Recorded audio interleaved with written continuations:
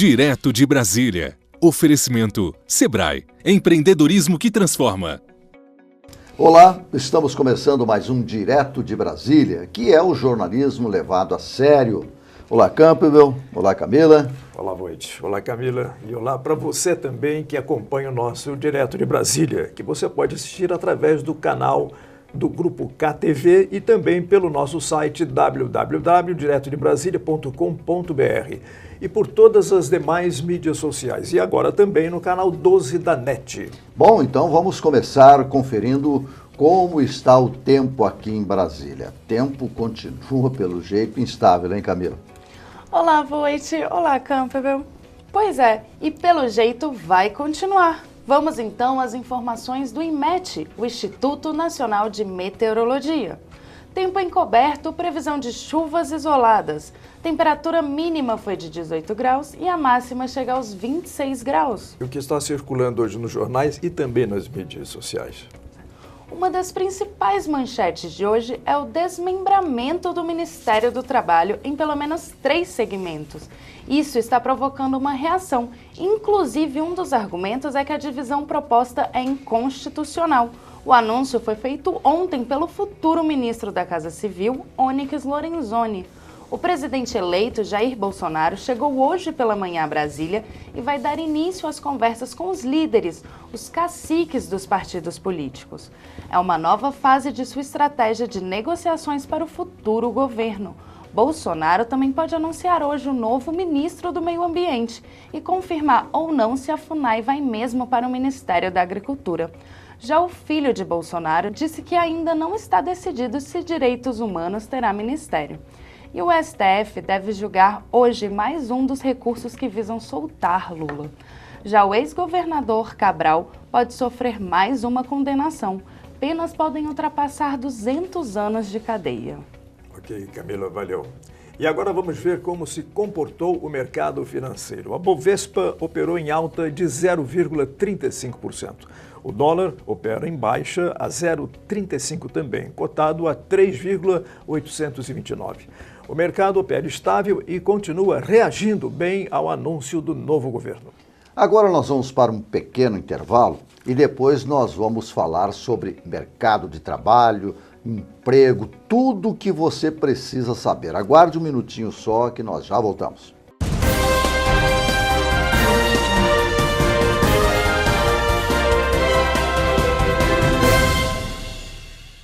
Sabe o que move um país como o Brasil? A força dos pequenos negócios, que representam 98,5% das empresas, 54,5% dos empregos formais e 27% do PIB. É preciso reconhecer o seu valor.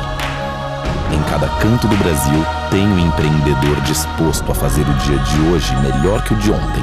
E onde tem vontade de empreender, tem o apoio do Sebrae.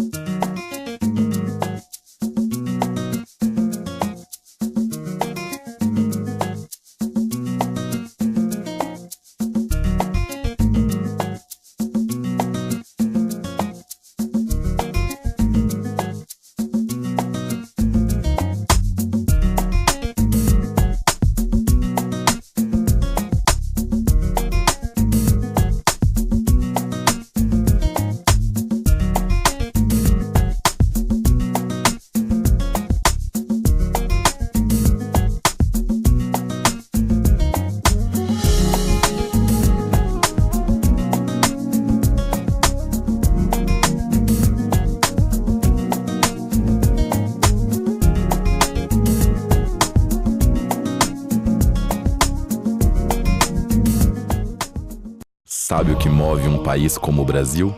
A força dos pequenos negócios, que representam 98,5% das empresas, 54,5% dos empregos formais e 27% do PIB. É preciso reconhecer o seu valor. Em cada canto do Brasil, tem um empreendedor disposto a fazer o dia de hoje melhor que o de ontem. E onde tem vontade de empreender, tem o apoio do Sebrae.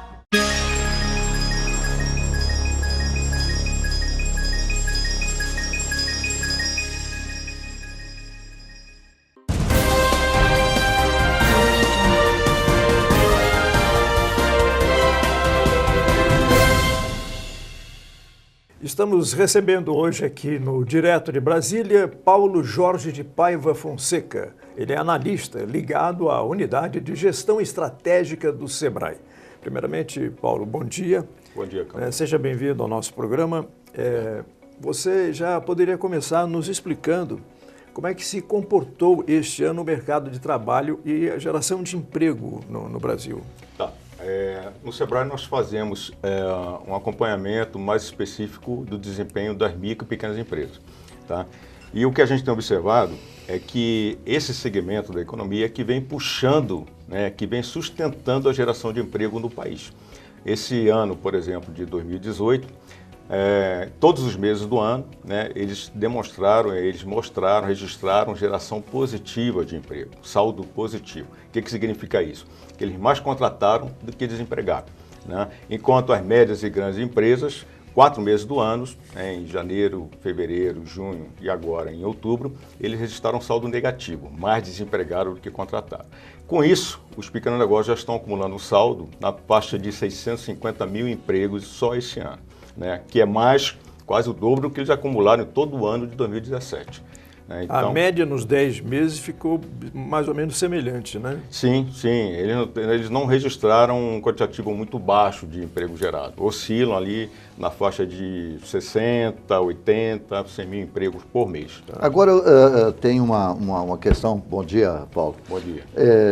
Que todo mundo gostaria de saber, porque existe muita variação de informação. Como é que o SEBRAE, como é que a sua unidade faz a aferição destes dados? De onde é que vocês coletam essas informações para a gente saber se elas são fidedignas, se elas são confiáveis? De onde é que vocês buscam esses dados? Tá, Vogt, a nossa base de dados, a nossa fonte de dados é o Ministério do Trabalho, né? Ele divulga mensalmente o Cadastro Geral de Empregado e Desempregado, que é o CAGED. Certo. Essa é a base de dados que a gente se vale para poder aplicar uma metodologia nossa para poder calcular o porte das empresas. E com base nessa metodologia aplicada, a gente tem o quanto que os pequenos negócios geram de emprego no país. É uma fonte de dados confiável, com sim, certeza, porque ela é oficial, né? Ela é do Ministério do Trabalho. E eles também divulgam outros dados com base na RAIS, que é a Relação Anual de Informações Sociais, né? Esse é um dado mais que mede o estoque de emprego a cada ano, né? Enquanto o CAGED é uma informação que mede mais o fluxo de emprego mensal. Tá? Então, essas são as duas bases de dados que nós utilizamos para apurar o emprego nas micro e pequenas empresas. O SEBRAE faz também uma pesquisa trimestral, né? Que é a sondagem conjuntural de pequenos negócios junto aos empresários, né? Sim.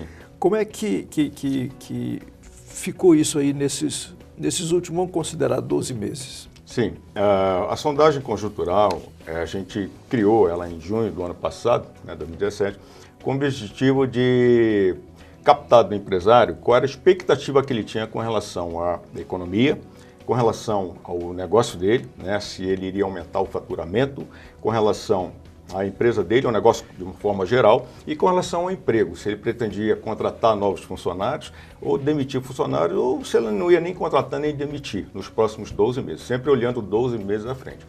E o que a gente constatou nesse período, de junho do ano passado até junho desse ano, até março desse ano, na verdade, foi um crescimento do otimismo dos empresários, nesses 3 aspectos. Tá? Com relação à empresa dele, com relação à economia e com relação ao emprego. Mas sempre existem algumas coisas no meio que às vezes podem perturbar. Por exemplo, a greve dos caminhoneiros teve algum efeito? Exatamente, teve muito efeito na nossa pesquisa, né? Ela ocorreu em junho, né, e coincidiu com o nosso levantamento de campo da pesquisa, né? Então, o otimismo deles embicou para baixo, né? Então, saiu de um nível que estava de 26% de empresário otimista, caiu para algo em torno de 17%, né? E a sondagem que nós fizemos em setembro, né, foi a última sondagem, a próxima vai sair agora em dezembro, mas a sondagem de setembro, os últimos dados que nós temos disponíveis, esse otimismo deles já aumentou, já deu uma recuperada. Então eles voltaram a ficar otimistas com a economia, com o negócio deles, né, com relação ao faturamento e com relação ao emprego também. Nós vamos fazer um pequeno intervalo e depois nós vamos voltar com a nossa entrevista com o Paulo Jorge Paiva, do Sebrae e tem pelo menos uma questão que deve estar preocupando muita gente, esse desmembramento do Ministério do Trabalho. Nós já voltamos.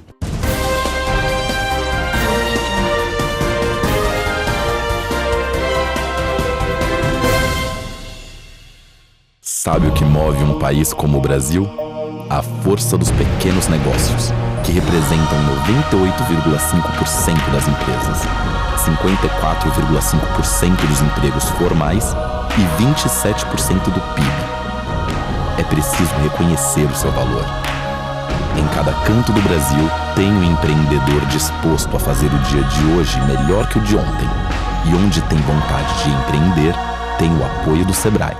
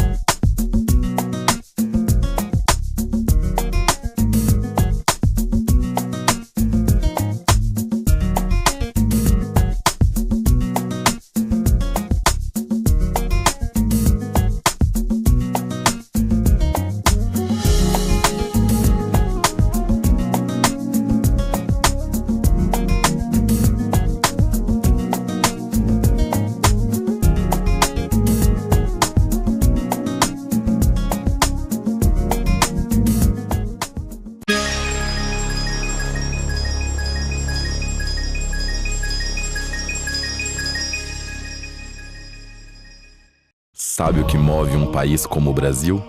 A força dos pequenos negócios, que representam 98,5% das empresas, 54,5% dos empregos formais e 27% do PIB. É preciso reconhecer o seu valor. Em cada canto do Brasil, tem um empreendedor disposto a fazer o dia de hoje melhor que o de ontem. E onde tem vontade de empreender, tem o apoio do Sebrae.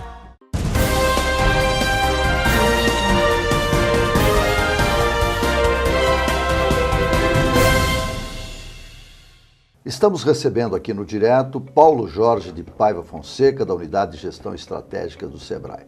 Paulo Jorge, qual é o humor, qual é a expectativa? Mas antes de responder essa questão, nós temos uma mais emergente, né? Que é essa divisão do Ministério do Trabalho. Na sua opinião, você é um conhecedor deste assunto, reflete, tem alguma possibilidade de ter reflexos na geração de emprego, na relação de contratação? Como é que o senhor observa essa possibilidade? Olha, Botti, eu acho que, primeiro, uma decisão muito recente, né? Foi divulgada ontem, né, pela mídia. Então, é um pouco cedo para você poder quantificar isso daí, né? Até porque nós temos que ver como é que vai ser distribuído, né? Esse ministério vai ser fracionado, né? Então, nós temos que analisar direitinho o que vai ficar onde, né?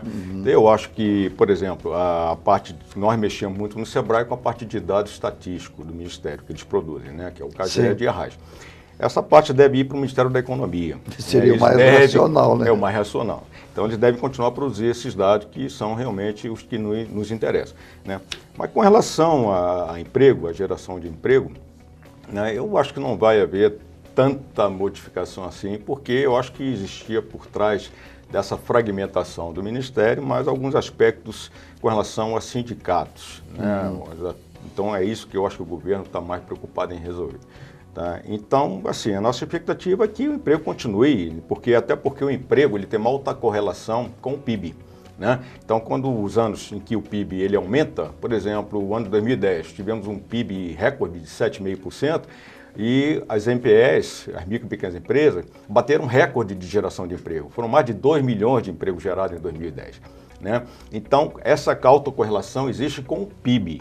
Né? Então, se o PIB vai crescer, a expectativa de que o PIB vai crescer agora no ano que vem, e há essa expectativa por parte dos empresários, o emprego deve se recuperar. Já está se recuperando. Esse ano nós estamos mostrando aí os dados, né, que já tem uma geração de 650 mil empregos acumulados, gerados nesse acúmulo de janeiro até outubro, que é o dobro praticamente do que foi gerado em todo o ano passado pelas micro e pequenas empresas.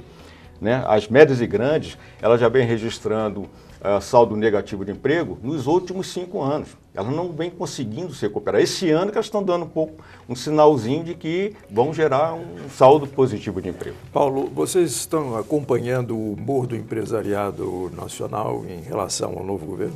Sim, em relação ao novo governo, basicamente, nós ainda não acompanhamos porque a nossa sondagem última foi feita em setembro, né? Então não tinha acontecido as eleições. Nessa sondagem que vai sair agora em dezembro, sim, nós estamos perguntando para o empresário o que ele acha que vai acontecer com a economia, com a empresa dele com relação ao novo governo. Mas em setembro já deu para ter uma avaliação, porque nós perguntamos o que ele achava com relação à economia com as eleições que estariam acontecendo. E a maioria acha que o novo governo, naquela época, em setembro, seja ele quem for, né, ele poderia, sim, melhorar o país. Então, a expectativa já dos empresários com as eleições já era muito positiva. Então, melhorou muito o humor dos empresários com relação a um novo governo, seja ele quem for. Tá? Agora, vamos medir com a sondagem de dezembro o que é com relação à expectativa deles com relação ao governo Bolsonaro. Sim. Agora, eu só gostaria, eu vou estourar um tempo do programa. O que vocês consideram de fundamental para a geração de emprego no país? Olha, credibilidade? Credibilidade é um ponto importante, sem dúvida, né? Eu acho que o governo tem que passar muito isso, né, para a empresa, tem que passar muito isso para o investidor, principalmente. Né? Então, o governo tem que ter credibilidade, atrair novos investimentos. Que você atrai esse investimento, você impulsiona vários setores da economia. O setor construção civil é um dos que está mais otimista com o emprego. Né? Então, se vierem grandes investimentos para o país, né, nós vamos nadar de braçada aí com a geração de emprego. Se Deus quiser, né? Substancialmente. Se Deus quiser, e Ele quer. Paulo Jorge de Paiva Fonseca, muito obrigado pela sua presença aqui, pelos seus esclarecimentos. Volte sempre, vamos chamá-lo, vamos conferir o humor. Sim, e depois você vem aqui falar sobre isso. Eu que agradeço a oportunidade. Tá bom, então. E daqui um pouquinho nós já voltamos com o nosso Direto de Brasília.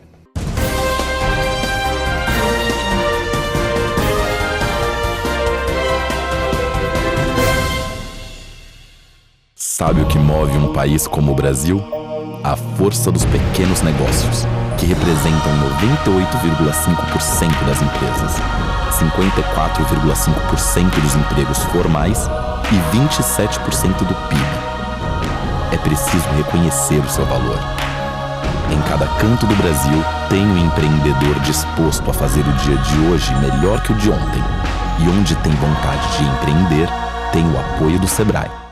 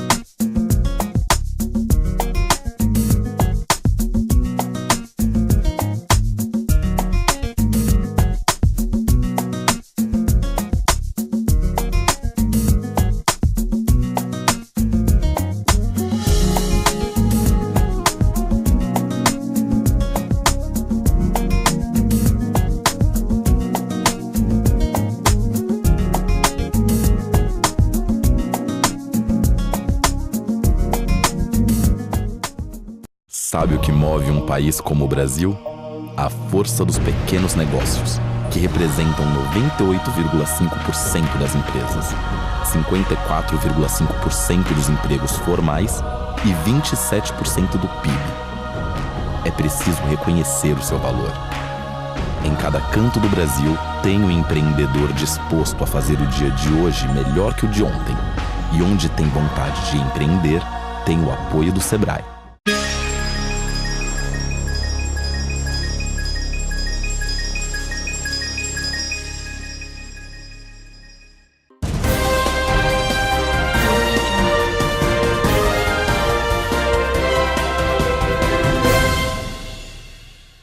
Há menos de um mês para a posse do novo governo, o mundo político vive dias agitados. E quem acompanha tudo isso com muita atenção é David Fleischer, professor e cientista político. O professor passou alguns dias nos Estados Unidos e este é o nosso primeiro assunto. Professor, muito obrigado, seja bem-vindo ao nosso programa. Muito obrigado, é um grande prazer estar com vocês aqui de novo. Estávamos com saudade, né, Campa? Exatamente. Professor, como é que os Estados Unidos estão vendo o novo governo? Eles estão mais próximos. Os Estados Unidos estão mais próximos agora do governo Bolsonaro? Sim, estão.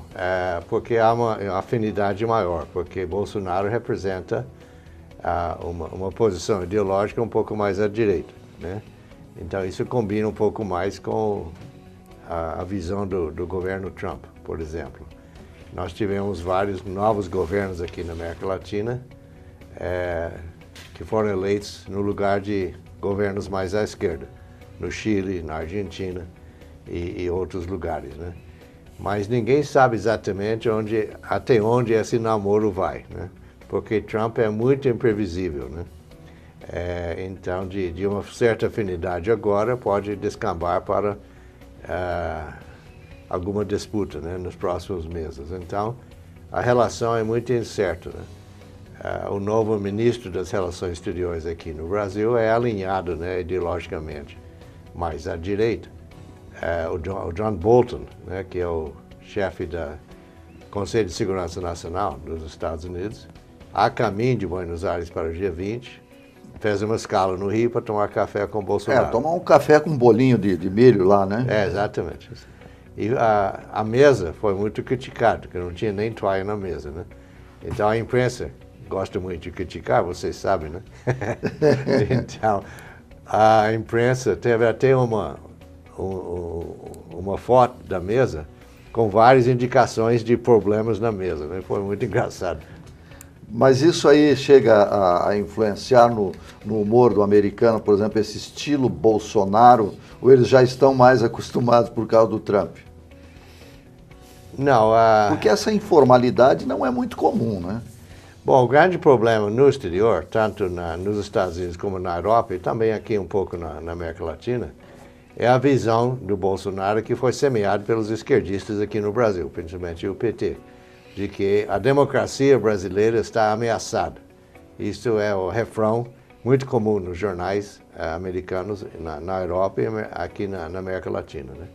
E nas minhas apresentações lá nos Estados Unidos, eu fiz 4 apresentações diferentes, eu expliquei que, por enquanto, não está ameaçado, porque nossa democracia está funcionando bem. Numa democracia, quem ganha a maioria dos votos é eleito, né? A democracia é isso, né? E Bolsonaro ganhou no segundo turno e foi eleito, né?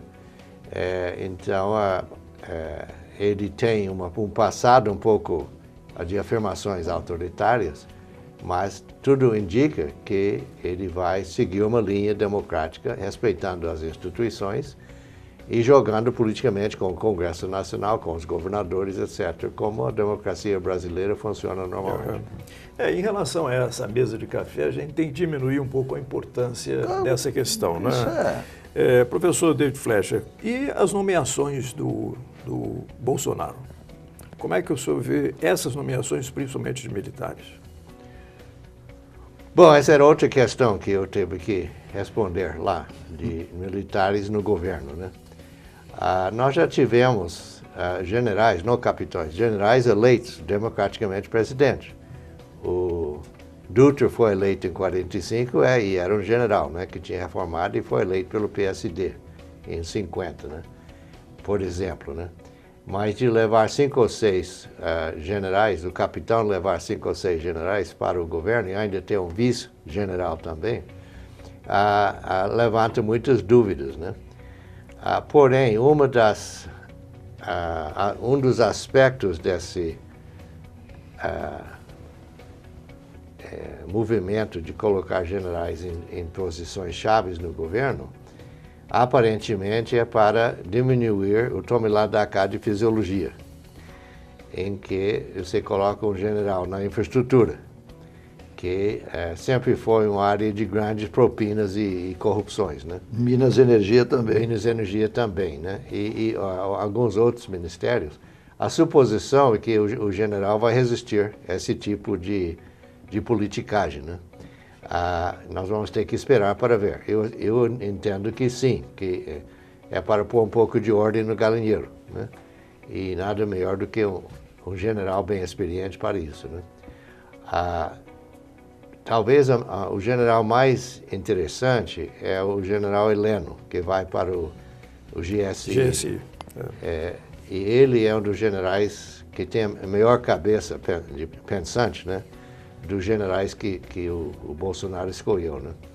E ele até era citado para alguns outros ministérios, mas acabou no GSI. Outra coisa interessante da escolha dos generais por Bolsonaro, ele escolheu exatamente generais com experiência em Haiti, de comandar o contingente brasileiro dos capacetes azuis, né,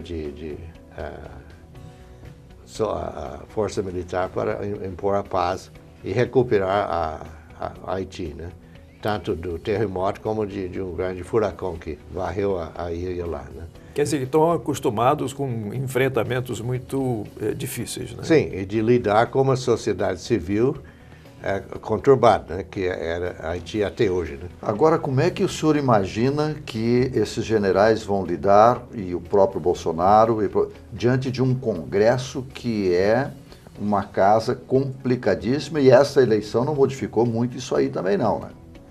Bom, modificou parte, né, porque a renovação no Senado foi quase 80%, e muito veterano foi derrotado, como Jucá, como o próprio Requião, Início de Oliveira, presidente do Senado, que poderia ter sido reeleito presidente se tivesse sido reeleito nas urnas, né? Na Câmara, apesar dos partidos concentrar seu dinheiro para a campanha nos veteranos, a renovação foi um pouco mais do que a média normal, de 53%. Então, tem muitos novatos, tanto na Câmara como no Senado. E os novatos na Câmara já se organizaram no WhatsApp para comunicar entre si, né? Bolsonaro alega que não vai ter mais toma lá da cá, em termos de cargos, que tem 23 mil cargos do Executivo para distribuir entre os políticos, e também emendas parlamentares, e que não vai usar mais isso nas negociações com o Congresso. O que muita gente entende que tem outra arma política que está para usar, que é justamente as redes sociais, que o Bolsonaro aprendeu a usar muito bem na campanha dele. Então, de usar isso para informar os eleitores do estado X, Y e Z sobre o comportamento do seu deputado, positivo ou negativo, isso pode coagir alguns deputados a comportar alinhado com o governo Bolsonaro. Isso nós vamos esperar para ver se esse mecanismo vai ser usado pelo governo Bolsonaro ou não. Pois é, só acha que ele pode ter uma base de sustentação política na Câmara, que já se fala em torno assim de 340, 350 350 deputados. E uns 40... E no Senado uns 40, né? 40, 45. No Senado não é 2/3, né? Na Câmara já aproxima um pouco mais dos 2/3, né? Mas isso é uma estimativa agora, né? Baseado principalmente nos blocos parlamentares, dos evangélicos, do bloco ruralista, evangélico, bancada da bala, bancada do boi, etc, etc. Então, porém, a Câmara não funciona em termos de essas bancadas de blocos de interesses, né? Funciona na base dos partidos. Então, hoje ele veio a Brasília para começar as primeiras conversas com os partidos. E vamos ver, tem que ver o que essa conversa vai Parece render. que ele já tem uma agenda aí com deputados, mais de 100 deputados, e vai falar com cada um deles. Sim, exatamente. Esse foi o maior problema da presidente Dilma, no seu segundo mandato é que ela esqueceu o Congresso. Sim. Ela não relacionava mais com o Congresso. Ela não aprendeu nada com o Collor, né? Sim, exatamente. O mais interessante foi quando o Senado votou finalmente sobre impeachment, e cada senador tinha 3 ou 4 minutos para encaminhar seu voto. E todo mundo esperava o que Collor ia falar. Inicialmente parecia que ele ia votar a favor dela. Depois ele explicou. Eu conversei com ela 3 vezes e falei, você está negligenciando o Congresso. Isso foi meu problema. Eu negligenciei o Congresso e isso foi uma das razões que eu sofri o impeachment. Então você deveria melhorar muito as suas relações com o Congresso. Aí ele diz, ela não escutou a voz de experiência e votou contra ela.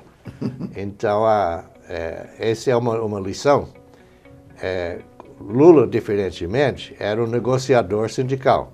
Negociava, conversava 20 horas por dia, né? Então, Lula conversava com todo mundo no Congresso, 7 dias por semana. Oposição, governo, com empresários, com todos os grupos da sociedade. A Dilma, diferentemente, não conversava com ninguém, né? Eu sou economista e eu sei mandar. Então, eu acho que Bolsonaro, que já foi deputado em 7 mandatos, entende um pouco melhor de como o Congresso deveria funcionar, né? Tá certo, então. Nós vamos agradecer mais uma vez, professor, a sua presença aqui, e já está, né, fixado, né, porque senão vai vir protesto e tudo mais, se eu ficar muito tempo longe do Direto de Brasília, o povo reclama. Sim. Tá bom? Então, queremos sempre contar com a sua presença aqui, que é sempre esclarecedora, e para nós é quase uma aula de política brasileira. Muito obrigado, professor. E a você que nos acompanhou também, muito obrigado pela sua audiência e até um próximo Direto de Brasília.